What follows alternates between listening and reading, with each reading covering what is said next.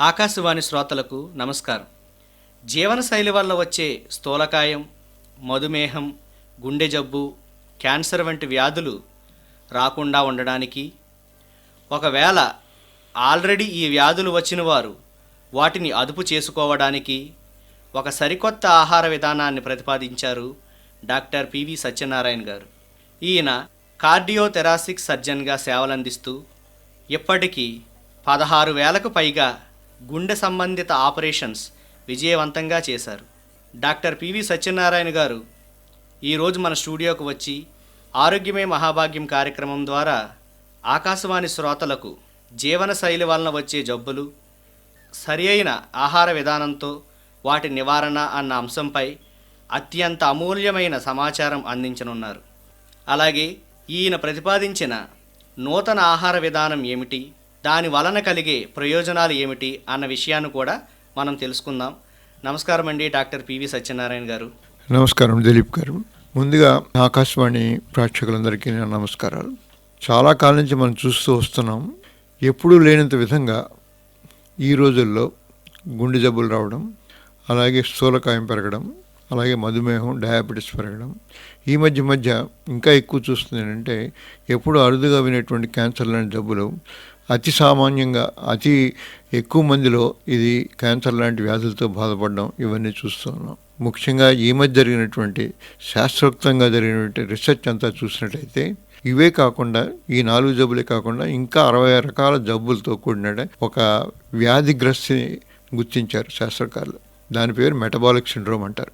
ఆ మెటబాలిక్ సిండ్రోమ్లోనే ఈ జబ్బులన్నిటికీ కూడా వచ్చే అవకాశం ఉంది. ఒక్క మెటబాలిక్ సిండ్రోమ్ కనుక అర్థం చేసుకుని దాని కనుక పరిమితిలో ఉంచుకోగలిగితే ఈ జబ్బులకి అన్నింటికి కూడా పరిష్కార మార్గం దొరికే అవకాశం ఎంతైనా ఉంటుంది. అలాగే మెటబాలిక్ సిండ్రోమ్ అంటే ఎవరికి ఉంటుంది అన్నది మనం తెలుసుకోవాలంటే, మనకి ఈ ఎవరికైనా కానీ స్థూలకాయం ఉండి, అలాగే మధుమేహం ఉండి, అలాగే లిపిడ్ ప్రొఫైల్స్ అంటారు, వాళ్ళకు ఉన్నటువంటి కొవ్వు సాంద్రత, రక్తంలో ఉన్నటువంటి కొవ్వు సాంద్రత అన్నిటిని తెలుసుకుని వాటిలో కనుక దుష్ఫలితాల వైపు ఉన్నట్టయితే అది ఈ విధంగా, అలాగే బ్లడ్ ప్రెషర్ కనుక ఎక్కువ ఉన్నట్టయితే, బీపీ అంటాం మనం మామూలు సాధారణ భాషలో, బీపీ కనుక ఎక్కువ ఉన్నట్టయితే ఈ 5లో ఏ 3 ఉన్నా కానీ మెటబాలిక్ సిండ్రోమ్ గా గుర్తించాలి. ఈ మెటబాలిక్ సిండ్రోమ్ అన్నిటికీ కూడా ముఖ్యమైన కారణం ఇన్సులిన్ అనేటువంటి హార్మోన్ వల్ల జరుగుతూ ఉంటుంది. ఈ ఇన్సులిన్ అనే హార్మోను శరీరంలో మనం ఎప్పుడైతే పిండి పదార్థాలు తింటామో ఆ పిండి పదార్థాలు తిన్న వెంటనే ఈ ఇన్సులిన్ అనే హార్మోను బాడీలో ప్యాంక్రాస్ అనే గ్రంథి ద్వారా సెక్రీట్ అవుతూ ఉంటుంది.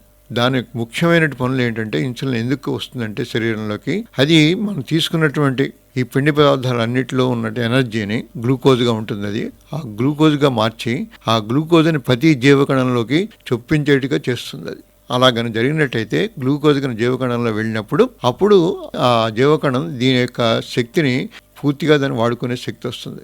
అలాగే ఈ ఇన్సులిన్ అనే ఈ హార్మోన్ ప్రభావం వల్ల బాడీలో ఉన్నటువంటి కొవ్వు పదార్థం కూడా చేరే అవకాశం ఉంటుంది. ఇది ఒక శక్తిని ఇవ్వడమే కాకుండా శరీరంలో ఉండేటువంటి కొవ్వు పదార్థాలను కూడా పెంచి పోషించే అవకాశం ఎంతైనా ఉంది. సో ముఖ్యంగా మనం తెలుసుకోవాల్సింది ఏంటంటే, ఈ ఇన్సులిన్ యొక్క ప్రభావాన్ని కొంతవరకు తగ్గించుకుని ఒక శక్తికి ఉపయోగించుకునేటువంటి పదార్థాలను వాడుకుంటూ ఈ కొవ్వు పదార్థాలని, ఈ ఊబకాయం కలుగజేసేటువంటి పదార్థాలను తగ్గించుకున్నట్టయితే చాలా మట్టుకి జబ్బులు, ముఖ్యంగా ఈ మధుమేహం లాంటివి, గుండెపోటు లాంటివి, క్యాన్సర్ లాంటివి అదుపులో ఉంచుకునే అవకాశం ఎంతైనా ఉంటుంది. డాక్టర్ గారు, ప్రపంచవ్యాప్తంగా జీవనశైలి వలన వచ్చే వ్యాధులు అంటే మధుమేహం, గుండెపోటు, క్యాన్సర్ వంటివి విపరీతంగా పెరిగిపోవడం మనం చూస్తూ ఉన్నాం. మనం ఎక్కువ ఆహారం తీసుకొని తక్కువ క్యాలరీలను ఖర్చు చేయడం వలన ఈ ఆరోగ్య సమస్యలు వస్తున్నాయి అని అనుకుంటూ ఉంటాం. ఇది ఎంతవరకు నిజం? పురాతన కాలంతో కంపేర్డ్గా చూస్తే ఈ అధునాతనమైన కాలంలో ఎక్కువ మంది ప్రజలు అందుబాటులోకి వచ్చిన ఆహార పదార్థాలని విరివిగా తీసుకుంటూ, ఈ ఇండస్ట్రియలైజ్డ్ వరల్డ్లో అంటే మనకి అంతపూర్వం దాకా శారీరక శ్రమ అనేది ఒక భాగంగా ఉండేది. అటువంటి శారీరక శ్రమని పూర్తిగా దూరం పెట్టుకుని మనం తీసుకునే ఆహారాన్ని ఎక్కువ తీసుకుంటూ శ్రమశక్తిని బాగా తగ్గించేటువంటి సాధనాలు, ముఖ్యంగా ఈ ట్రాన్స్పోర్ట్ ఉందనుకోండి, స్కూటరు, సైకిలు, అలాగే కారు, బస్సు, రైలు, విమానం, వీటన్నిటిని కూడా ఎక్కువ వినియోగించుకుంటున్నాం. అంతపూర్వం ఇంట్లో ఉండే స్త్రీలందరూ కూడాను వాళ్ళు వండించుకునేటువంటి కొన్ని పదార్థాలు ఉండే, వాటిని దంచుకునేవాళ్ళు. అలాగే బట్టలు ఉతుక్కునేవారు, అలాగే ఇల్లంతా క్లీన్ చేయడానికి చీపురుతో చేసుకోవడం, ఇటువంటి పనులను చేస్తూ ఉన్నారు. కానీ ఇప్పుడు ఉన్నటువంటి అధునాత కాలంలో ఏమైంది, మనం చేస్తున్న దంచుకునే పద్ధతే పూర్తిగా పోయింది. అది ఏదో రెడీమేడ్గా ఉన్న ప్రాసెస్డ్ ఫుడ్ని ఇంటికి తెచ్చుకుంటున్నాం. ఏదో కొద్దో గొప్ప ఏమైనా రుబ్బుకోవడం అనేటువంటి ఏమైనా అవసరాలు వచ్చినప్పుడు కూడా మనం మిక్సీలు వాడుతున్నాం. అలాగే అంతపూర్వం దాకా మనం బట్టలు అవి ఉతుక్కునేవాళ్ళం చేతితోటి, అటువంటి అవకాశం కూడా లేకుండా ఈ రోజున వాషింగ్ మిషన్లు వాడుతున్నాం. ఇలాగ శారీరకంగా మనం శ్రమించేటువంటి జీవనశైలిలో ఇమిడిపోయినటువంటి శారీరక శ్రమని మనం పూర్తిగా దూరంగా పెట్టాం. సో ఆ విధంగా మనం తీసుకునే ఆహారానికి మనం ఖర్చు పెట్టేటువంటి ఈ ఆహారపు యొక్క శక్తిని ఎక్కడ సంబంధం లేకుండా పోయింది. అలా కాకుండా ఇంతకుముందు ఆహారం జరిగేటువంటి విషయాల్లో మీరు చూసినట్టయితే పోషక పదార్థాల విలువ కొద్దిగా తక్కువగా ఉండేది.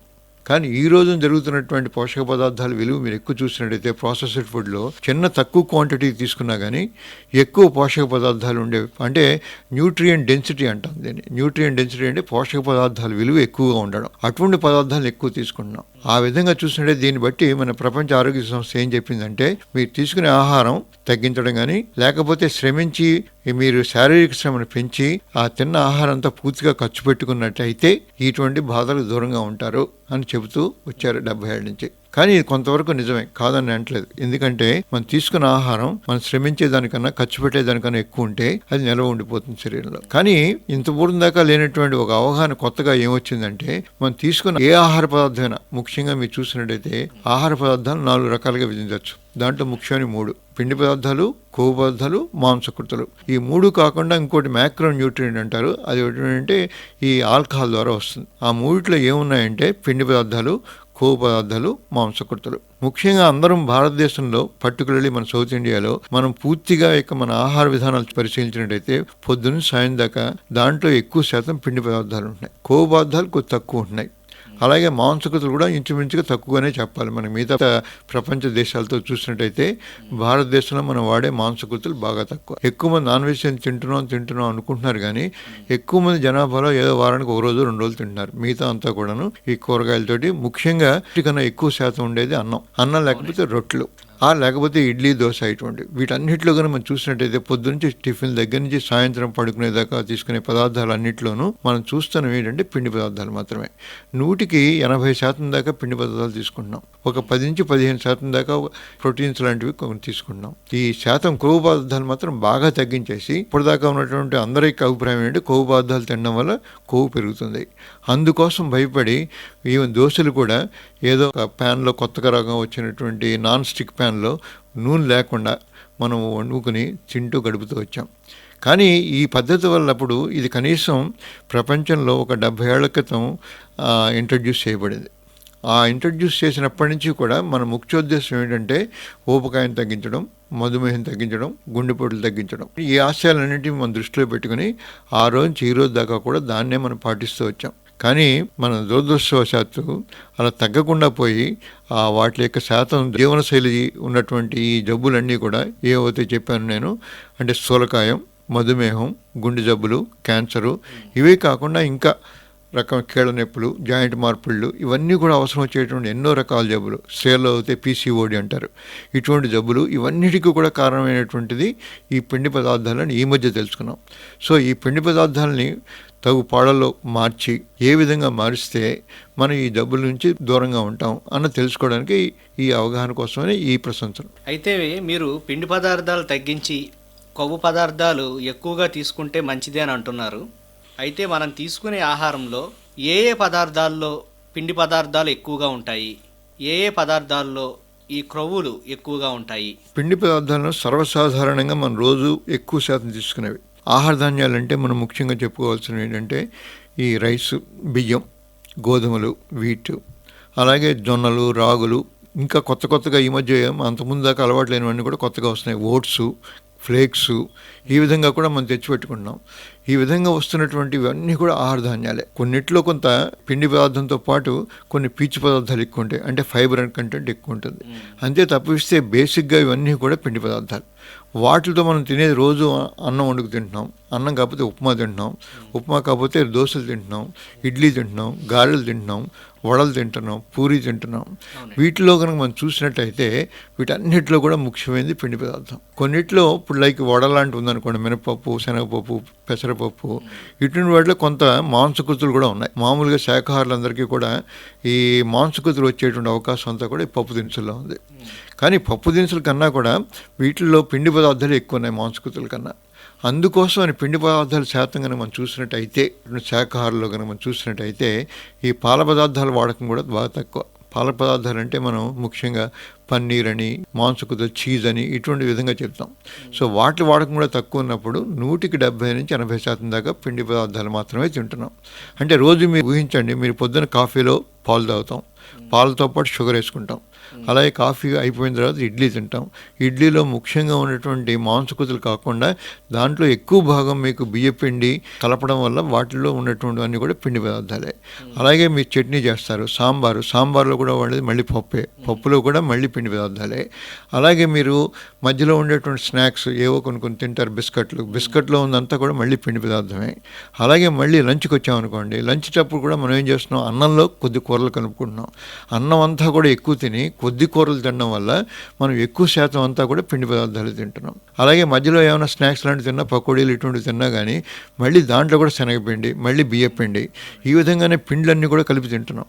సో మీరు సాయంత్రం మళ్ళీ భోజనానికి వచ్చినప్పుడు ఎవరో కొద్దిమంది మాంసాహారులు అప్పుడప్పుడు ఏదో చికెన్ అనో ఫిష్ అనో తింటూ ఉంటారు. కానీ శాఖాహారులు అందరూ తినేది చిన్న కొద్దిపాటి కూర వేసుకుని అందులో ఉడకబెట్టుకుని నూనె పదార్థం కూడా లేకుండా మనం ఉన్నటువంటి పులుసుగానో దీని విధంగా తీసుకుంటూ ఎక్కువ భాగం మళ్ళీ మనం దాంట్లో మనం తీసుకుంటున్నది ఈ అన్నం, లేకపోతే కొద్దిమంది ఈ చపాతీ అన్నం బదులు, లేకపోతే ఉప్మా, ఈ విధంగా మారుస్తున్నాం. తప్పిస్తే పిండి పదార్థాలు ఉన్న 1-2 రకాలు మారుస్తున్నాం కానీ మనం దాంట్లో ఉన్న నిష్పత్తి మాత్రం ఏం మారట్లేదు. అలాగే మళ్ళీ పెరుగులో ఉన్నదంతా కూడా మళ్ళీ పిండి పదార్థమే. సో ఈ విధంగా పొద్దున్న సాయం దాకా తీసుకునే ఆహారం అన్నింటిలో కూడా నిష్పత్తి కనుక చూసినట్టయితే పిండి పదార్థాల నిష్పత్తి 60 నుంచి 70% దాకా ఉంటుంది. దీనివల్ల ఎక్కువ ప్రమాదాలు, పర్టికులర్గా ఆ దాంట్లో వచ్చేవన్నీ కూడా ప్రాసెస్డ్ ఫుడ్, రిఫైన్డ్ ఫుడ్ అంటాం. చిన్నప్పుడు ఎప్పుడో దంపుడు బియ్యం చూసినట్టయితే మీరు వాటిలో పొట్టు అంతా పోయి ఉండేది కాదు. కానీ ఈ రోజున మనం తినేటటువంటి polished rice, white polished rice, highly processed rice మనం తినడం వల్ల ఏమవుతుందంటే దాంట్లో ఉన్న పొట్టు పదార్థం, దాంతోపాటు వచ్చే విటమిన్ అన్నీ కోల్పోతున్నాం. అలాగే ఇప్పుడు కొత్తగా టెక్నాలజీ వచ్చిన తర్వాత ఈ రిఫైన్డ్ ఆయిల్స్ అని, కార్న్ ఆయిల్ అని, తర్వాత పీనట్ ఆయిల్ అని, తర్వాత వీటిలోంచి రైస్ బ్రౌన్ ఆయిల్ అని, ఈ విధంగా దాంట్లో ఉన్నటువంటి ఈ కొవ్వు పదార్థాన్ని కూడా తీసేసే ప్రక్రియ మనం దాంట్లో చూస్తున్నాం రోజు. వాటినే రిఫైన్డ్ ఆయిల్స్గా బజార్లో అమ్ముతున్నారు. అంటే రిఫైన్డ్ ఆయిల్స్ పోయి వైటమిన్ హస్క్లో ఉన్నటువంటి చిట్టు, తౌడు ఉన్న వాటిలో ఉన్న వైటమిన్స్ పోయి మిగిలిందల్లా ఏంటంటే మనకి పిండి పదార్థం ఒక్కడే మిగిలింది. ఇటువంటి ప్రాసెస్డ్ ఫుడ్ తినడం వల్ల మనకి ఎక్కువ హాని జరుగుతుందని ఈ మధ్య గుర్తించాం. ఇంతకుముందు పూర్వీకులు మనం ఇంత ప్రాసెస్డ్ ఫుడ్ లేనప్పుడు ఇన్ని జబ్బులు ఉండేవి కాదు వాళ్ళకి. కానీ ఇటువంటి జీవనశైలి ఉన్నటువంటి జబ్బులు ఇంతకుముందు అంత ఎక్కువ ఉండేవి కాదు. కానీ గత 70 సంవత్సరాలు, ముఖ్యంగా 40 సంవత్సరాల నుంచి ఈ రిఫైన్డ్ ఫుడ్, ఈ ప్రాసెస్డ్ ఫుడ్, ముఖ్యంగా దాంట్లో పిండి పదార్థాలు అంటే కార్బోహైడ్రేట్స్ అంటారు, వీటిని పెంచడం వల్ల ఎక్కువ జబ్బులు పారిపడుతుందని మేము అనుకుంటున్నాం. డాక్టర్ గారు, మీరు ఈ జీవనశైలి సంబంధిత వ్యాధుల నివారణ కోసం ఒక ప్రత్యేకమైన నూతనమైన ఆహార విధానాన్ని ప్రతిపాదించారు. అయితే ప్రస్తుత కాలానికి అనుగుణంగా మనం ఉదయం నిద్ర లేచిన దగ్గర నుండి రాత్రి పడుకునే వరకు మనం ఎటువంటి ఆహార పదార్థాలు తీసుకుంటే మంచిది, అంటే మీరు ప్రతిపాదించిన ఆహార విధానంలో భాగంగా? అవునండి, దీంట్లో అంటే మరీ ముఖ్యంగా నేను కొత్తగా రాడికల్గా ఏం చేంజ్ చేయట్లేదు. మనం ఉన్నటువంటి ఇంతకుముందు ఏంటంటే మనం చెప్పినట్టుగా నేను పిండి పదార్థాలు, కొవ్వు పదార్థాలు, మాంసకృతులు, ఈ 3 ముఖ్యంగా మిళితం 100 పాళ్ళు అనుకుంటే ఇంతకుముందు దాకా మనం 60 నుంచి 70 పాళ్ళ దాకా పిండి పదార్థాలు తింటున్నాము. అలాగే 10 నుంచి 20% మాంసకృతులు తింటున్నాం, ప్రోటీన్స్ అనేవి. అలా మిగతా అంతా కూడా 5 నుంచి 10% దాకా కొవ్వు పదార్థాలు తింటున్నాం. కానీ ఒకప్పుడు మన పూర్వీకులందరూ శుభ్రంగా తింటున్నటువంటి ఈ ఘీ లాంటివి, వెన్న, పాల మీద ఉన్న మేగడ, ఇటువంటివన్నీ కూడా మనం దూరంగా పెట్టి, ఎందుకంటే వాటి వల్ల ఎక్కువ దుష్ఫలితాలు వచ్చాయని కొంతమంది శాస్త్రకారులు నమ్మి వాటి ప్రాచుర్యాన్ని పెంచారు. అంటే అందుకోసం కొవ్వు పదార్థాలు అంతకుముందు మనం ఎక్కువ కాలం తీసుకునే వాళ్ళం. ఇంతకుముందు వాటిని కూడా ఇప్పుడు దూరంగా పెట్టి నూనె అంటేనే లేకుండా చేస్తున్నాం. పొరపాటు బజార్లోకి వెళ్ళి ఏం వస్తువులను కొంటున్నాం అంటే కొలెస్ట్రాల్ 0 అని ఉంటే దాన్ని ప్రేమిస్తున్నాం, కొలెస్ట్రాల్ ఏమాత్రం ఉన్నా దాన్ని ద్వేషిస్తున్నాం. ఈ విధమైన మార్పులు చేసుకుంటూ వచ్చి ఈ 70 ఏళ్ళ నుంచి కూడా జరుగుతున్న మార్పుల్లో ముఖ్యమైన మార్పు ఏంటంటే కొలెస్ట్రాల్ వల్ల అది కొవ్వు పదార్థం. కొవ్వు పదార్థం వల్ల కొలెస్ట్రాల్ వస్తుంది. కొలెస్ట్రాల్ వల్ల గుండె జబ్బులు వస్తాయి. దీన్ని గట్టిగా నమ్మి మనం ఎంత వీలుంటే అంతవరకు కొలెస్ట్రాల్ దూరంగా పెడుతూ వచ్చాం. కానీ ఇప్పుడు జరుగుతున్నటువంటి శాస్త్ర ప్రకారం అంతా మనం తెలుసుకుంది ఏంటంటే కొలెస్ట్రాల్ని అంత ద్వేషించాల్సిన అవసరం లేదు. ఆ తర్వాత ముఖ్యంగా మనం తెలుసుకోవాల్సింది కొలెస్ట్రాల్ వల్ల గుండె జబ్బుల యొక్క శాతం పెరగట్లేదు. అలాగే కొలెస్ట్రాల్ యొక్క ఎన్నో మంచి మంచి ఉపయోగాలు ఉన్నాయి. దానికోసమని ఎంతో మందులతోటి కొలెస్ట్రాల్ని కృత్రిమంగా తగ్గించుకోవాల్సిన అవసరం లేదు అన్నది ఈ మధ్య కాలంలో వస్తున్నటువంటి ఈ శాస్త్రకారులంతా నిరూపిస్తూ వస్తున్నారు.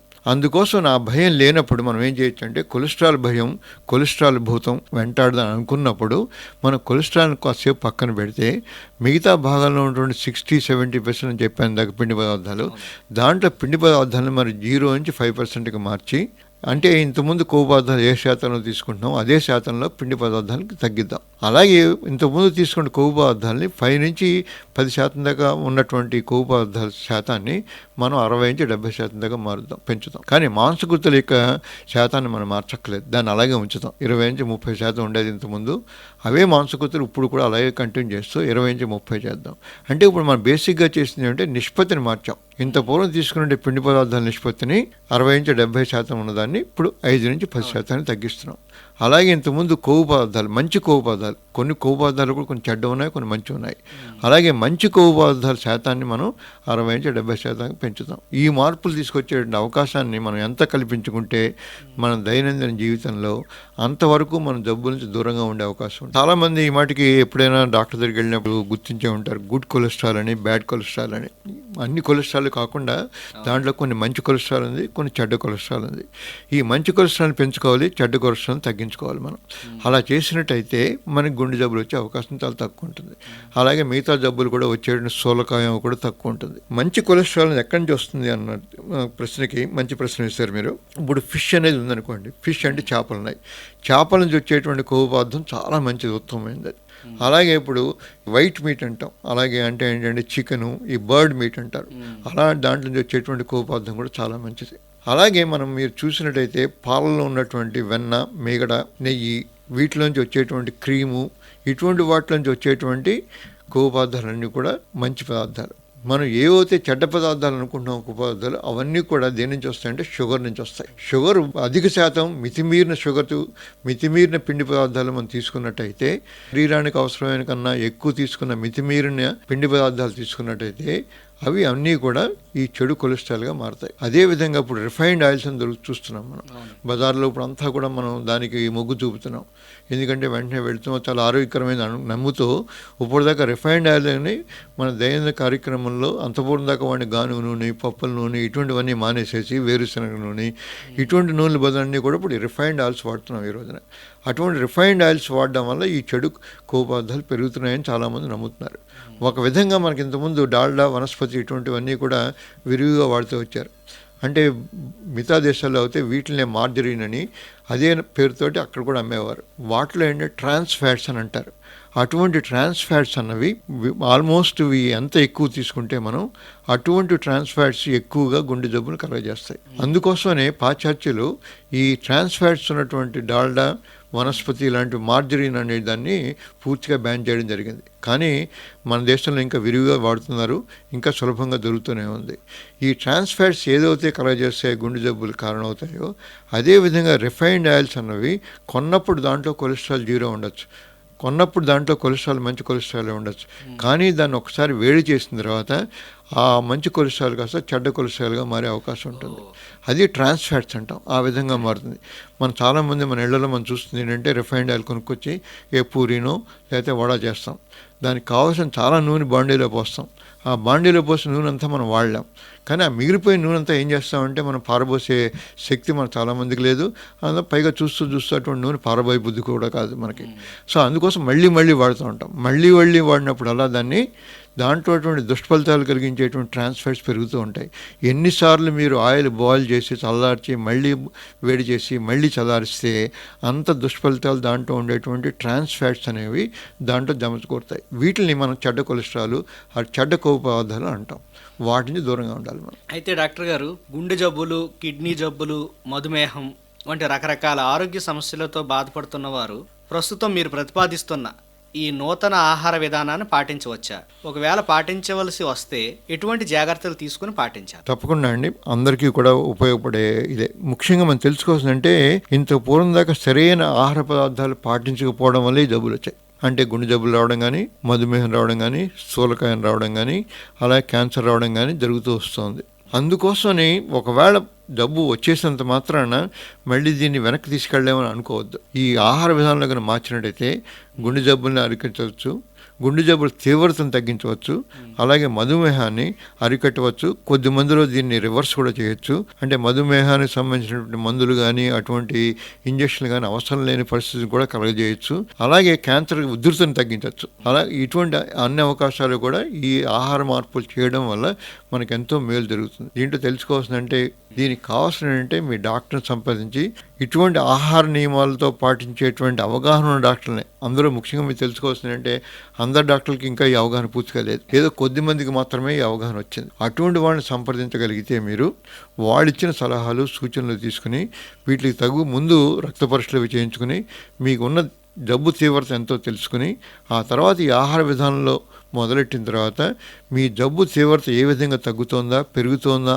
అన్నటువంటి పరీక్షల ద్వారా మాత్రమే మీరు పాటించినప్పుడు మాత్రమే మీరు దీన్ని పాటించాలి. ఉదాహరణకి మధుమేహం ఉందనుకోండి, ఈ పిండి పదార్థాలు పూర్తిగా తగ్గించేస్తే మధుమేహానికి వచ్చేటువంటి ఈ మందులు ఏవైతే ఉన్నాయో అటువంటి మందులన్నీ కూడా మీకు వెంటనే షుగర్ని తగ్గించేసి, అంటే హైపోగ్లైసీమియా అంటారు, అంటే మీ శరీరంలో రక్తంలో చాలా అతి తక్కువకు పడిపోతుంది గ్లూకోజ్ లెవెల్స్, అవన్నీ కూడా దుష్ఫలితాలు కలగజేస్తాయి.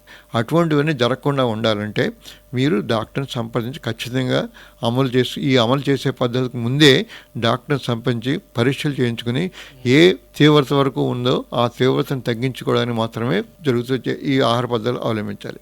అదేవిధంగా ఆహార పద్ధతులు అవలంబిస్తున్నప్పుడు కూడా కంటిన్యూస్గా, అంటే 4 రోజులకి 5 రోజులకి ఒక్కోసారి వీలుంటే 2 రోజులకి కూడా డాక్టర్ని సంప్రదించవలసిన అవసరం ఉంటుంది. ఎందుకంటే మీలో జరిగే మార్పులు చాలా తొందరగా జరుగుతూ ఉంటాయి. అటువంటి మార్పులు జరిగినప్పుడల్లా వాటి దుష్ఫలితాలు ఉండకుండా ఉండాలంటే ఎక్కువసార్లు మీరు పరీక్షలు చేయించుకోవాల్సి వస్తుంది, మీ డాక్టర్ని సంప్రదించవలసి వస్తుంది. ఆ సూచనల మేరకు ఈ ఆహారంలో ఉన్నటువంటి ఈ పదార్థాలని మార్చవలసి వస్తుంది. మనం ముఖ్యంగా ఈ ఆహారంలో ఉండేటువంటి ఆహార యొక్క నియంత్రణ కాదు మనం చేస్తున్నది. ఈ ఆహార పద్ధతి వల్ల మనం మీ శరీరంలో సెక్రెట్ హార్మోన్స్ అని కొన్ని ప్రత్యేకమైన కొన్ని కెమికల్స్ రిలీజ్ అవుతాయి. ఆ హార్మోన్స్ని మారుస్తున్నాం. అందుకోసం వీటి ఫలితాలు కానీ దుష్ఫలితాలు కానీ చాలా తొందరగా కనబడతాయి మీకు. అందుకోసం చాలా జాగ్రత్తలు తీసుకుంటూ కిడ్నీ జబ్బుల వాళ్ళు, గుండె జబ్బుల వాళ్ళు, ఈ డయాబెటీస్ వాళ్ళు వీటిని పరీక్షలు చేసుకుంటూ మాత్రమే ఈ ఆహార నియమాలు పాటించాలి. చాలా మంచి సమాచారం తెలియజేశారండి. అయితే డాక్టర్ గారు, గర్భవతులు ఎటువంటి ఆహారం తీసుకుంటే మంచిది? గర్భవతులు సమస్య వచ్చినప్పుడు ముఖ్యంగా ఏంటంటే అండి, గర్భవతులు ఉన్నది వాళ్లే కాకుండా వాళ్ళు కనబోయే పిల్లలు కూడా అవ్వాలి. సో ఇద్దరినీ కనుక మనం చూసినట్టయితే ఇటువంటి కొత్త ఆహార విధానాలు గర్భస్థ దశలో మొదలెడడం మంచిది కాదు. ఇటువంటి ఆహార నియమాలు అన్నీ కొత్త రకమైన ఈ మార్పులన్నీ కూడా శరీరం తట్టుకునే పరిస్థితులు ఉండదు. పైగా ఈ చిన్న శిశువుకి వచ్చేటువంటి కష్టాలు ఎక్కువ అవుతాయి. అంటే నా సలహా ప్రకారం గర్భం ధరించిన వారు ఇటువంటి వాటిని అవలంబించకుండా వాళ్ళు అంత పూర్వం ఏ ఆహార అలవాట్లు చేస్తున్నారో ఆహారపు అలవాట్లను కంటిన్యూ చేస్తూ ఈ ప్రసవం అయిన తర్వాత వాళ్ళందరూ పాలు ఇవ్వడం కూడా ఆపేసిన తర్వాత పిల్లలకి అప్పుడు మొదలెడితే మంచిది. డాక్టర్ గారు, మీరు అంటే ఈ నూతన ఆహార విధానాన్ని పాటించడం వలన మందులు వాడకుండా డయాబెటీస్ని కంట్రోల్ చేయవచ్చా? 100% చెప్పలేనండి అలాగా నేను. కానీ చాలామందికి నేను చూసిన వాళ్ళలో, ఇంక్లూడింగ్ నా మట్టుకు నేను వాటిలన్నింటినీ కూడా చాలా మట్టుకు నేను ఇంతకుముందు 4 రకాల మందులు, ఒక 3 రకాల ఇంజక్షన్లు తీసుకుంటూ వచ్చాను నా షుగర్ వ్యాధిని తగ్గించుకోవడానికి. అటువంటి పరిస్థితుల నుంచి ఇప్పుడు నేను చాలా మట్టుకు విముక్తి పొంది చాలా తక్కువ మోతాదులో, నా షుగర్ ఎప్పుడు కూడా ఈ రోజున 100-120 మధ్యలో ఉంటుంది ఏ మందులు వాడకుండానే. కానీ అందరికీ సాధ్యపడుతుంది చెప్పలేను. కానీ నేను చూసిన నేను ఈ విధంగా ట్రీట్ చేస్తున్న కొంతమంది పేషెంట్స్లో వాళ్ళందరూ కూడా ఈ షుగర్కి సంబంధించిన మందులు తగ్గించుకుంటూ వచ్చారు. అంత పూర్వం వాడుతున్న మోతాదుల్ని ఖచ్చితంగా దాంట్లో ఉన్న సగానికి, ఇంకా సగానికి తగ్గించుకుంటూ వచ్చారు. చాలామంది దాంట్లో ఇంతకుముందు ఇన్సులిన్ లాంటి ఇంజక్షన్లు తీసుకుంటూ వాటి నుంచి కూడా మానేసేటువంటి శక్తి కూడా వాళ్ళకి వచ్చింది. కానీ దీనికి ముఖ్యంగా తీసుకోవాల్సిన జాగ్రత్తలు ఏంటంటే వాళ్ళంతా వాళ్ళు మొదలెట్టకుండా ప్రతిరోజు బ్లడ్ షుగర్ చెక్ చేసుకోవాల్సి వస్తుంది. ఆ బ్లడ్ షుగర్కి అనుకూలంగా వాళ్ళు ఈ పిండి పదార్థాలను తగ్గించడం జరుగుతూ ఉంటుంది. దీనికి డాక్టర్ సలహా ఎంతైనా అవసరం. అవి లేకుండా మాత్రం ఇవి చేయలేని పరిస్థితి. ఒకవేళ డాక్టర్ గారి సలహా మీరు పాటిస్తూ ఈ ఆహార నియమాలను పాటించగలిగితే 3-4 నెలల్లోనే మీరు దీని గురించి పూర్తి ఫలితాలు అనుభవించే అవకాశం ఎంతైనా ఉంది. డాక్టర్ గారు, చివరగా మీరు చెప్పిన ఈ ఆహార నియమాలు పాటిస్తూ వ్యాయామం ఎంతవరకు చేయాలంటారు? ఆ, వ్యాయామం చాలా ముఖ్యం అండి. ప్రపంచ ఆరోగ్య సంస్థ మనం చెప్పింది ఏంటంటే ప్రతి వాళ్ళు రోజుకి 10,000 అడుగులు నడవాలని. కనీసం 10,000 అడుగులు అంటే మీరు ఊహించిందంటే మామూలు పేస్లో నడిచినట్టయితే మామూలు పెళ్లి నడక నడిస్తే మీరు కనీసం 4 కిలోమీటర్లు నడిస్తే కానీ 10,000 అడుగులు నడవలేరు. ఎంత ఉపయోగం అంటే వ్యాయామం మీకు గుండెని పటిష్టం చేస్తుంది, అలాగే మీ మజిల్స్ యొక్క షేప్ని కలుగజేస్తుంది, మీ బాడీకి మంచి ఆకృతిని ఇస్తుంది. అంచేది వ్యాయామం అన్నది జీవనశైలిలో ముఖ్యంలో అతి ముఖ్యమైన వాటిలో ఇది ఒక ముఖ్యమైనది. కానీ ఇప్పుడు వస్తున్నటువంటి రకరకాల వ్యాయామ కార్యక్రమాలు ఉన్నాయి. దాంట్లో ఏ కార్యక్రమం మీకు సూటబుల్ అవుతుంది, ఏ కార్యక్రమం చేయడం వల్ల మీ తొందరగా స్థూలకాయం కరుగుతుంది, ఏ కార్యక్రమాలు చేయడం వల్ల మీ గుండె పటిష్టంగా ఉంటుంది అన్న దాంట్లో కొన్ని వ్యత్యాసాలు ఉన్నాయి. వాటి గురించి కొన్ని డాక్టర్లతో మీరు సంప్రదించి ఎటువంటి ఎక్సర్సైజులు, ముఖ్యంగా ఈ మధ్య కొత్తగా ప్రవేశపెట్టింది ఏంటంటే గత 4-5 ఏళ్లలో హై ఇంటెన్సిటీ ఇంటర్వల్ ట్రైనింగ్ అని ఒక కొత్త కార్యక్రమాన్ని ఇంట్రడ్యూస్ చేశారు.